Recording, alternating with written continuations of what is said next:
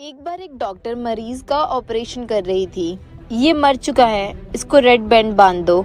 बाहर आके वो उनके पेरेंट्स को बताती है हम नहीं बचा पाए और स्टाफ रूम में जाने लगती है। जैसे ही वो लिफ्ट में जाती है वहाँ पहले से ही एक लड़की होती है और वो लिफ्ट पहले बेसमेंट में जाती है। वहाँ एक लड़की खड़ी होती है, वो आने के लिए बोलती है पर डॉक्टर उसको डांट के भगा देती है और लिफ्ट बंद हो जाती है। जो लड़की लिफ्ट में थी उसको बहुत गुस्सा आता है और बोलती है आपने उसे अंदर क्यों नहीं आने दिया। वो इंसान नहीं थी, वो मर चुकी थी। उसके हाथ में रेड बैंड था। जो हॉस्पिटल में मर जाता है उसके हाथ में रेड बैंड बांध देते हैं। वो लड़की डॉक्टर की तरफ स्माइल करती है और अपना हाथ ऊपर करती है जिसपे रेड बैंड होता है और डॉक्टर डर जाती है। डॉक्टर साहब मेरे बच्चे का एक्सीडेंट हो गया, देखो ना इसे क्या हो गया। डॉक्टर क्या हुआ उसे, वो ठीक है ना? अभी सर हॉस्पिटल में नहीं है, आप 5 मिनट वेट कीजिए, मैं सर को कॉल करती हूँ। रूठी रूठी आप इतना लेट क्यों आ रहे हैं? आपको पता नहीं है क्या मेरा बेटा सीरियस है? आप अपनी जिम्मेदारी भूल गए हैं क्या? आप मुझे माफ कीजिए, दरअसल मैं हॉस्पिटल में नहीं था। मुझे जैसे ही फोन आया मैं यहाँ पर आ गया। आप शांत रहिए, मुझे मेरा काम करने दीजिए। शांत हो जाओ। आपका बेटा मर जाता तो आप शांत से रहते। डॉक्टर जिंदगी को बचा तो सकता है मगर लंबी नहीं कर सकता। आप भगवान से प्रार्थना कीजिए, हम भी हमारा बेस्ट देने की कोशिश करेंगे। हर पल छिन छन से टेंशन मत लो, आपका बेटा अब खतरे से बाहर है। जग सुना सुना लागे जग। ये डॉक्टर साहब इतनी जल्दी में क्यों थे? कल सर के बेटे की एक रोड एक्सीडेंट में मौत हो गई और जब हमने आपके बेटे की सर्जरी के लिए उन्हें कॉल किया तो वो उनके बेटे के अंतिम संस्कार में थे। दोस्तों, कभी किसी को बिना सोचे समझे जज नहीं करना।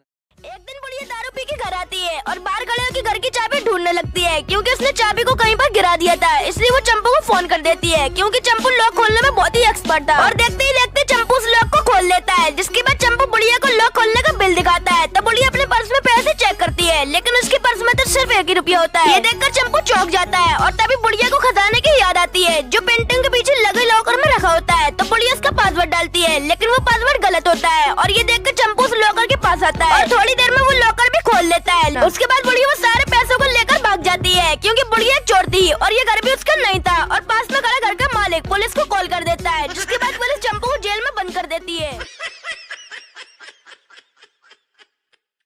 साहब कुछ पैसे की मदद कर दो। बेबी इसकी 1 रुपए की मदद मत करना। ए चुप कर। और मैं तेरी एक ही शर्त पे मदद करूंगा, तू आज के बाद कभी भीख नहीं मांगेगा। ठीक है साहब, नहीं मांगूंगा। ये ले 2 लाख रुपए।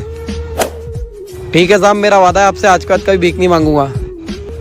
ये क्या बात हुई यार, तुमने 2 लाख रुपए दे दिए उसको। मैं नहीं चाहता मेरे देश में कोई भी भिखारी रहे। देखा, आज मैंने एक भिखारी और कम कर दिया। वाह यार बेबी, तुम कितना देश के बारे में सोचते हो।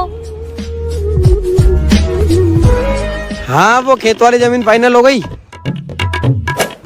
अबे तू 6 महीने में ऐसा क्या किया जो इतना अमीर हो गया। मैंने ओए अपने वाले चलो जाओ यहाँ से। ठीक है साहब। कौन थे ये लोग? मैंने वादा किया था ना आपसे कभी भीख नहीं मांगूंगा। अब मैंने बंदे रख लिए तनख्वाह पे, ये चुराए चुराए भीख मांगते। अबे गंवार आदमी।